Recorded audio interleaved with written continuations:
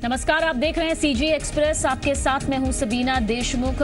छत्तीसगढ़ की तमाम बड़ी जरूरी खबरों के साथ हम हाजिर हैं, लेकिन आपको रूबरू करवाते हैं कि वो बड़ी खबरें आखिर कौन सी है जिनमें आगे विस्तार से हम चर्चा करने वाले हैं। तो छत्तीसगढ़ से जुड़ी पहली बड़ी खबर, छत्तीसगढ़ विधानसभा में आज से बजट सत्र शुरू होने जा रहा है। विपक्ष के पास कई मुद्दे हैं जिन्हें लेकर वो सदन में हंगामा बरपा सकता है।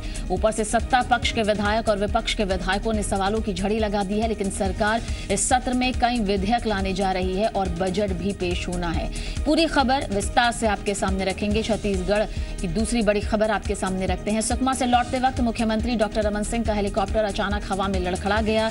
हेलीकॉप्टर करीब 150 फीट नीचे आ गया। हालांकि पायलट की सूझबूझ से हादसा टल गया। ये पूरी खबर भी आपके सामने रखेंगे। सीजी एक्सप्रेस की तीसरी बड़ी खबर की तरफ भी रुख करते हैं। देश भर में पेट्रोल की कीमतें कम होने के बाद रायपुर में पेट्रोल 60 रुपए 15 पैसे प्रति लीटर मिल रहा है, तो वहीं डीजल के दाम बढ़ गए। रायपुर में डीजल 48 रुपए 44 पैसे प्रति लीटर है। जनता पर क्या असर हो रहा है, इसके बारे में भी जानकारी आपको देंगे।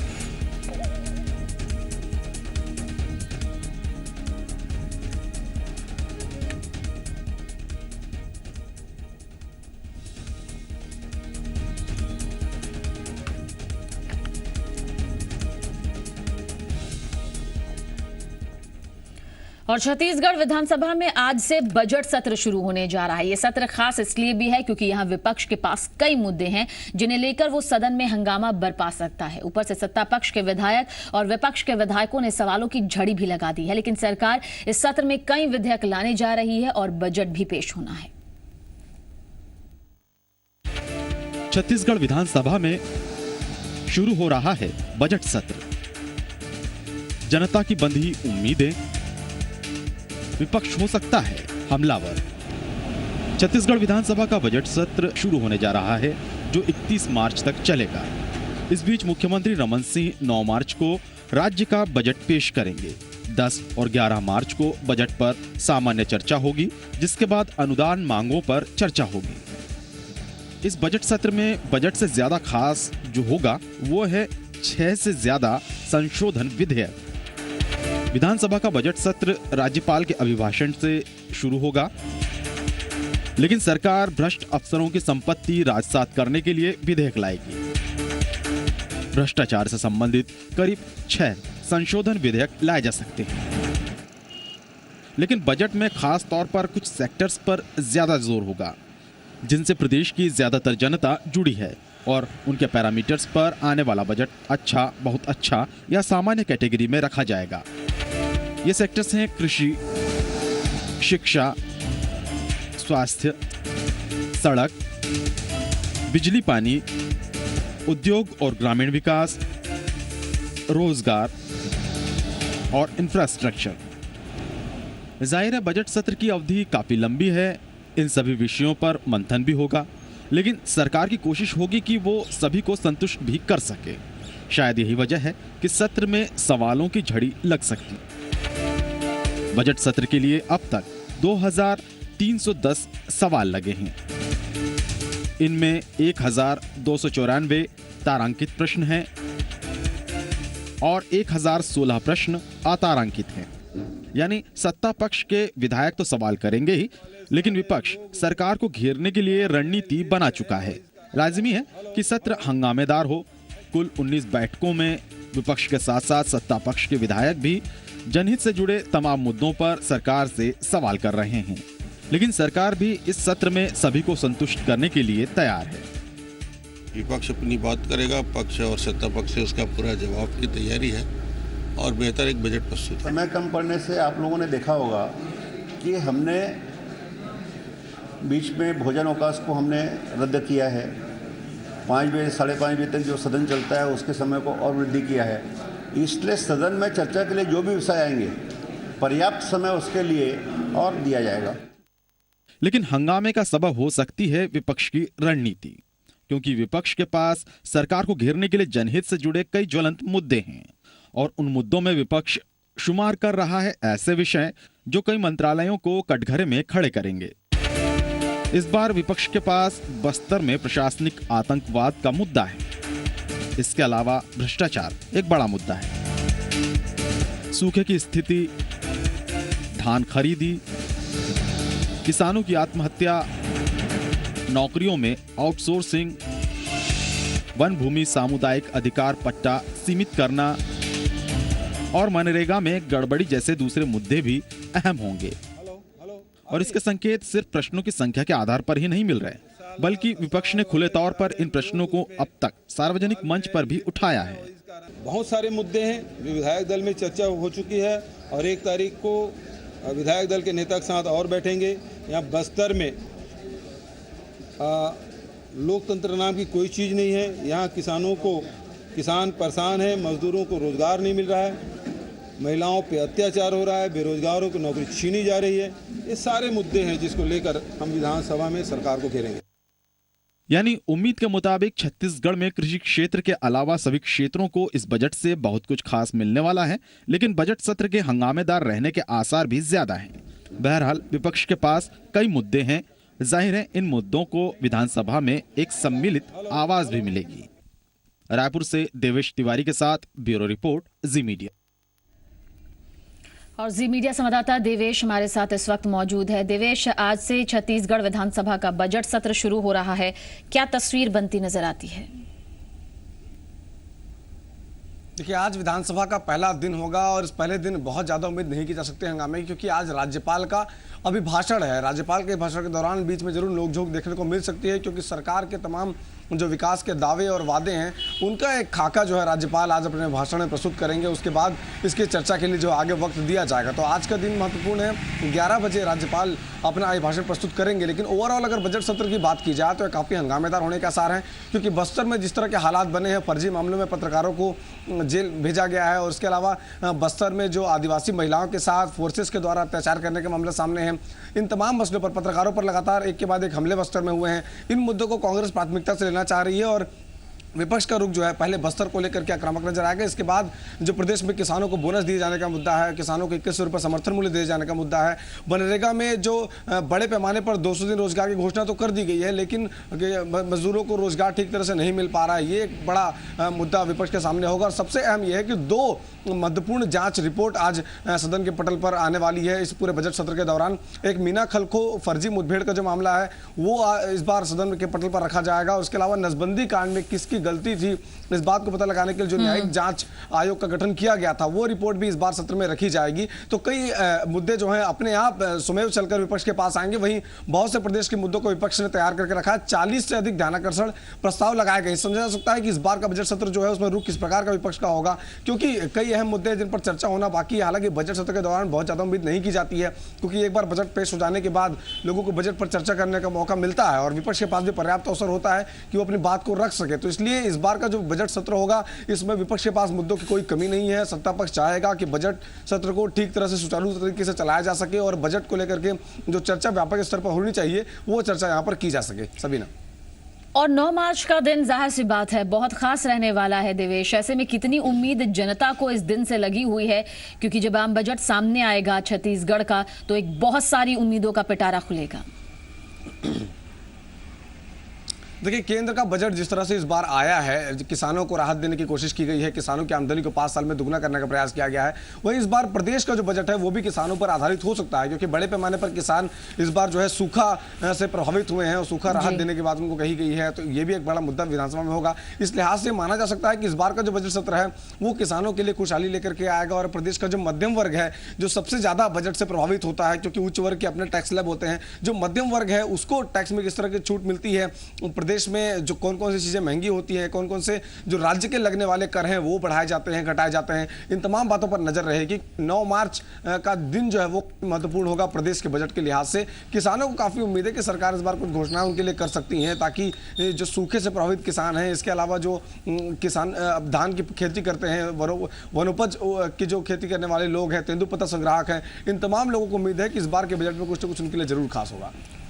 शुक्रिया देवेश तमाम जानकारी के लिए आपका। तो देवेश हमें यहाँ पर जानकारी दे रहे हैं कि छत्तीसगढ़ का जो बजट सत्र आज से शुरू हो रहा है उसकी तस्वीर किस तरह से बन सकती है और 9 मार्च का दिन कितना खास यहाँ पर रह सकता है।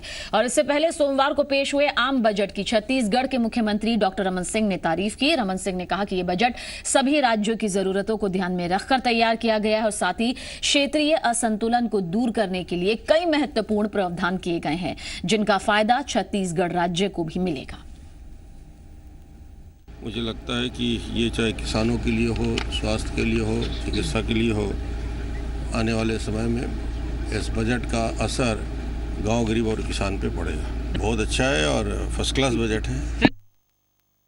और आम बजट से निराश मिडिल क्लास को तेल कंपनियों ने पेट्रोल की कीमतों में कमी करके थोड़ी खुशी देने की कोशिश जरूर की। बजट से निकले नफा नुकसान को मापने में लगे आम आदमी को शाम आते आते राहत महसूस हुई जब तेल कंपनियों ने ऐलान किया कि पेट्रोल की कीमतें कम की जा रही हैं। हालांकि तेल कंपनियों ने आम लोगों को मीठी और कड़वी गोली एक साथ खिलाने की कोशिश की। पेट्रोल के दाम कम कर दिए जबकि डीजल महंगा हो गया। पेट्रोल 3 रुपए 2 पैसे प्रति लीटर सस्ता हुआ, जबकि डीजल की बात करें तो 1 रुपए 47 पैसे ये महंगा हो गया। नई दरें आधी रात से लागू भी हो चुकी हैं। और छत्तीसगढ़ में अभी तक 1 लीटर पेट्रोल की कीमत 60 रुपए 15 पैसे है। वहीं डीजल का रेट 48 रुपए 44 पैसे है। ये सुनाते हैं पेट्रोल की कीमत में गिरावट और डीजल की कीमत में बढ़ोतरी को लेकर छत्तीसगढ़ के लोगों का क्या कुछ कहना रहा। नहीं, मुझे नहीं लगता कि इस पे महंगाई पे कोई असर पड़ेगा या फिर कुछ इस तरह की राहत मिलेगी। तो हो सकता है पेट्रोल थोड़ा बहुत और कम करके डीजल को और बढ़ा देना चाहिए था। हाँ, पेट्रोल कम हो रहा है तो उसमें अच्छा ही है। इससे तो देखिए महंगाई पड़ेगी, क्योंकि जितनी भी ट्रांसपोर्टेशन वाली गाड़ियाँ हैं सभी डीजल से ही चलती है। उससे ट्रांसपोर्टेशन पे असर पड़ेगा और ट्रांसपोर्टेशन बढ़ेगा तो महंगाई बढ़नी ही बढ़नी है। क्या है, ज़्यादातर जो गाड़ियाँ हैं मतलब जिसमें पैसेंजर गाड़ी, ये गाड़ी जो भी चलना है डीजल में ज़्यादा चलती है। पेट्रोल तो मतलब आम कार मोटरसाइकिल है तो साधारण सी बात है। सुकमा से लेंगे खबर, जहां से लौटते वक्त मुख्यमंत्री डॉक्टर रमन सिंह का हेलीकॉप्टर अचानक हवा में लड़खड़ा गया। हेलीकॉप्टर करीब 150 फीट नीचे आ गया। हालांकि पायलट की सूझबूझ से हादसा टल गया और रायपुर में सीएम के हेलीकॉप्टर की सुरक्षित लैंडिंग हुई। लेकिन उस दौरान हेलीकॉप्टर में सवार शिक्षा मंत्री केदार कश्यप समेत दूसरे लोगों की दिल की धड़कनें तेज हो गईं। बताया जा रहा है कि हेलीकॉप्टर में तकनीकी खराबी आ गई थी, लेकिन पायलट ने हेलीकॉप्टर को मैनुअल मोड पर ऑपरेट करते हुए रायपुर सुरक्षित लैंडिंग कर दिया। अगस्ता वेस्टलैंड का ये हेलीकॉप्टर 8 साल पुराना है।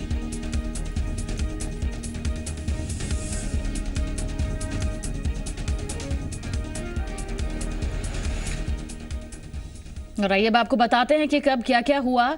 सोमवार शाम करीब 4:25 पर सुकमा के लिए मुख्यमंत्री डॉक्टर रमन सिंह रवाना हुए अपने काफिले के साथ। शाम 4:40 पर सीएम का हेलीकॉप्टर लड़खड़ाने लगा। करीब 10 सेकंड तक हेलीकॉप्टर लड़खड़ाया।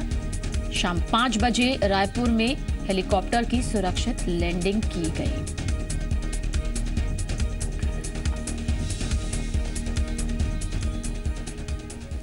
और पायलट जीके पांडा ने कहा कि एक सामान्य घटना है। जी मीडिया संवाददाता देवेश तिवारी ने हेलीकॉप्टर के पायलट जीके पांडा से खास बातचीत की। इसमें एक चीज़ जानना चाहते हैं कि अगस्ता वेस्टलैंड जो हेलीकॉप्टर होता है इसकी उम्र की लगभग कितनी होती है? जहाज की उम्र कोई नहीं होता। जहाज में सारे पार्ट बीच में बदलते रहते हैं। वो नया जैसे अगर उड़ रहा है मतलब वो जहाज सेफ टू फ्लाई है, कोई खराबी नहीं है। सारे पार्ट्स बदलता रहता है टाइमली। सारे इक्विपमेंट जो एक एक चीज़ होता है, जो मेन पार्ट होता है वो चेंज होता रहता है। वह इस तरह के हादसे क्या पहले भी होते रहते हैं? जैसे हादसा कहा जाए या बाल बाल बचना, क्या कहा जा सकता है आप लोग की भाषा में? नहीं, ये है कि छोटा सा इंसिडेंट हुआ जो इमीडिएटली पायलट्स ने एक्शन लेके उसको सेफली उतार दिया। ये सब चीज़ होता है। मतलब ऐसे नहीं है कि जहाज कोई मैकेनिकल चीज़ है, छोटा मोटा चीज़ें ऐसे बीच बीच में होता रहता है। क्या बदलने की जरूरत महसूस हो रही है हेलीकॉप्टर को, क्योंकि 8 साल का वक्त हो गया अगस्ता वेस्टलैंड? हो सकता है अभी डिसीजन लेंगे, क्योंकि 8 साल वक्त भी हो गया है। क्योंकि कोई भी चीज़ चालू करने से 1 साल लग जाता है, तो शायद इसीलिए वो चालू कर देंगे और जहाज हम नया भी हो सकता है। और जिस वक्त सीएम रमन सिंह का हेलीकॉप्टर हवा में लड़खड़ाया उस वक्त उनके साथ शिक्षा मंत्री केदार कश्यप भी मौजूद थे। केदार कश्यप ने कहा कि वो हेलीकॉप्टर को लड़खड़ाता देख बेहद डर गए थे, लेकिन सीएम के चेहरे पर जरा सा भी डर भाव नहीं था। हेलीकॉप्टर में सीएम बेहद आराम से बैठे थे और उन्होंने केदार कश्यप का भी हौसला बढ़ाया। सुनिए केदार कश्यप ने क्या कुछ कहा। मेरे साथ तो पहली घटना थी कि इस टाइप से हुआ है, लेकिन मुख्यमंत्री जी ने कहा कि इस तरह तो होते रहता है। ये तो वो तो बड़े जिंदा दिल तरीके से बैठे थे और मुस्कुरा रहे थे। कुछ तकनीकी खामी की वजह से लगभग 100-150 फीट हमारा हेलीकॉप्टर नीचे आ गया था और लड़खड़ाने लगा था। और बढ़ते हैं आगे। भोपाल से इस वक्त की खबर हमारे पास आ रही है। सीएम शिवराज सिंह चौहान ने ट्वीट किया है। हेलीकॉप्टर लड़खड़ाने के बाद इस घटना पर मुख्यमंत्री शिवराज सिंह चौहान का ट्वीट आया है। भगवान का धन्यवाद कि सीएम डॉक्टर रमन सिंह सुरक्षित है।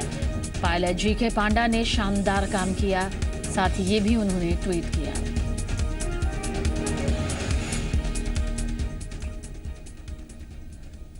और राजनांदगांव जिले के डोंगरगढ़ में मां बमलेश्वरी मंदिर के रास्ते में रोपवे टूट गया, जिसके चलते श्रद्धालुओं से भरी एक ट्रॉली पहाड़ी से जा टकराई और ट्रॉली में सवार एक महिला श्रद्धालु की मौत हो गई, जबकि 3 श्रद्धालु जख्मी हो गए।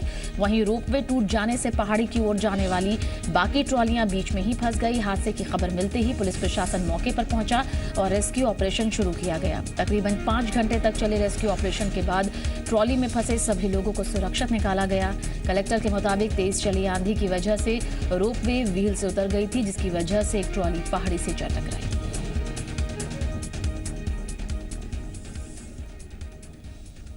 और खबर लेंगे पेंड्रा से, जहां एलआईसी के नाम पर लाखों रुपए की ठगी करने का मामला सामने आया। मामले में 2 एजेंट्स को गिरफ्तार किया गया। गौरेला थाने के गोरखपुर गांव में एजेंट अखिलेश्वर और श्याम राठौर जीवन ज्योति समिति बनाकर करीब 3 दर्जन लोगों से दोगुने पैसे का लालच देकर प्रीमियम जमा कर रहे थे। शुरू में दोनों एजेंट्स ने 1-2 प्रीमियम जमा किया, लेकिन बाद में एक भी प्रीमियम जमा नहीं कराया। 5 साल पूरा होने पर लोगों ने पैसे मांगने शुरू किए तो एजेंट गोलमोल जवाब देने लगे। इसके बाद निवेशक एलआईसी दफ्तर पहुंचे, जहां उन्हें ठगी का शिकार होने की जानकारी मिली। पीड़ितों की शिकायत पर दोनों एजेंट्स को गिरफ्तार कर लिया गया। फिलहाल पुलिस आरोपियों के खिलाफ कार्रवाई कर रही है।